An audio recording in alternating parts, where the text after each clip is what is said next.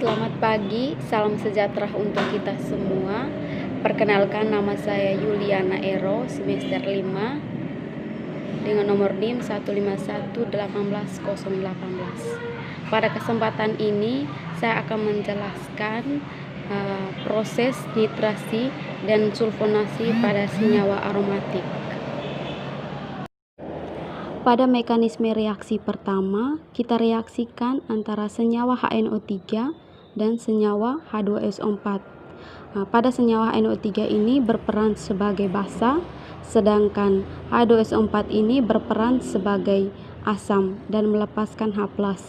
Pada senyawa HNO3, ikatan antara O dengan N ada perbedaan keelektronegatifan antara O dengan N, di mana O lebih elektronegatifan daripada N sehingga elektronnya putus ke O menjadi O- dan N menjadi plus. Kemudian pada senyawa H2SO4 ini, ikatan antara H dengan O ada perbedaan keelektronegatifan antara H dengan O, di mana O lebih elektronegatifan daripada H sehingga elektron ikatannya putus ke O menjadi O- dan H menjadi H+. H+ pada H2SO4 ini akan berikatan dengan OH- pada HNO3 dan membentuk H2O, sehingga hasil pada mekanisme pertama yaitu NO2+ ditambah dengan HSO4- dan hasil sampingnya adalah H2O, yaitu air. Kemudian pada tahap mekanisme reaksi yang kedua, kita reaksikan senyawa aromatik dengan hasil dari mekanisme yang pertama, yaitu yang ini. Senyawa aromatik yang diambil di sini adalah analin. Pada gugus analin, pada C1 terdapat gugus NH2. NH2 di sini dia termasuk pengaktif kuat. Artinya mampu mendorong elektron ke dalam inti benzen. Sehingga pada C1 menjadi parsial negatif, C2 menjadi parsial negatif, C6 parsial negatif, dan C4 juga parsial negatif.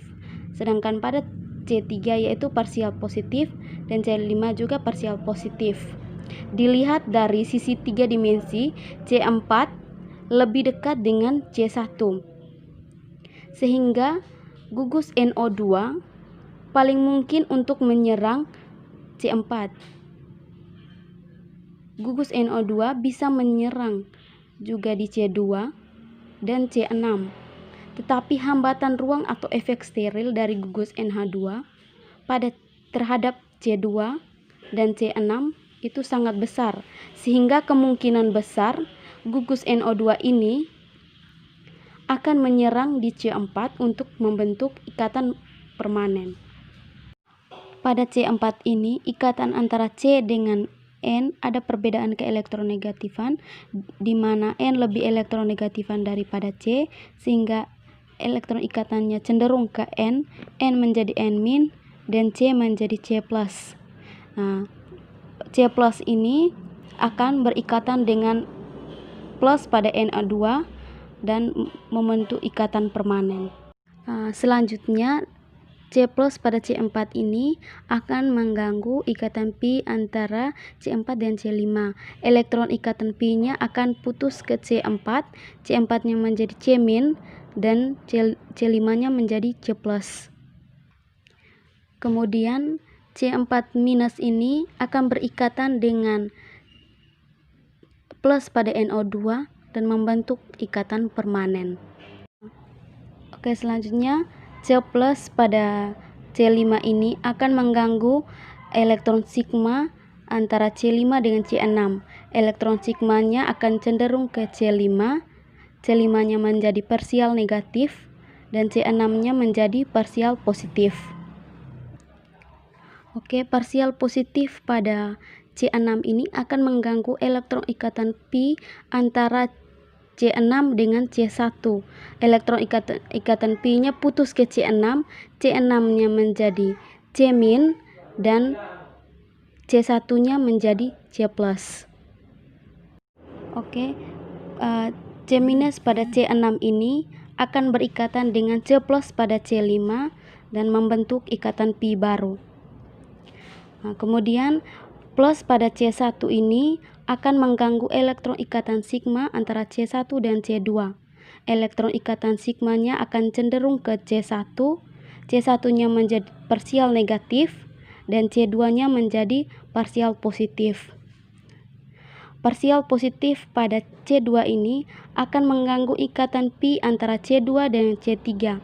Elektron ikatan pi-nya akan cenderung ke C2, C2-nya menjadi C-, dan C3-nya menjadi C+.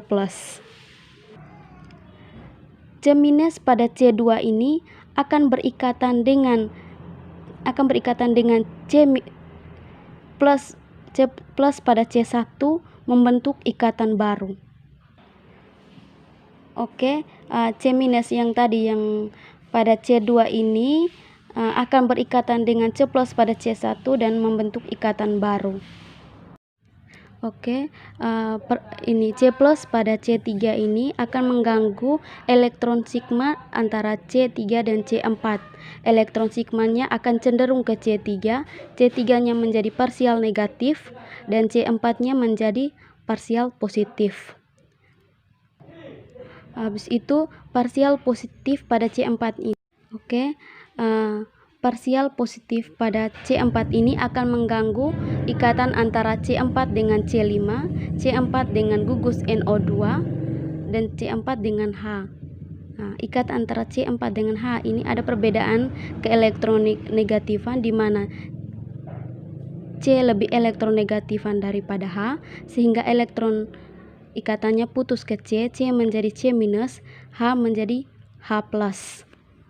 Oke, selanjutnya C- pada C4 ini akan berikatan dengan plus pada C3 membentuk ikatan baru. Nah, sedangkan H+ ini akan berikatan dengan H2SO4- membentuk kembali H+ ini akan berikatan dengan HSO4- membentuk kembali H2SO4, sehingga hasil akhirnya itu adalah 4 nitron analin ditambah dengan H2SO4 dan hasil sampingnya adalah H2O. Nah, terima kasih. Itulah penjelasan proses nitrasi dan sulfonasi pada senyawa aromatik. Sekian dan terima kasih.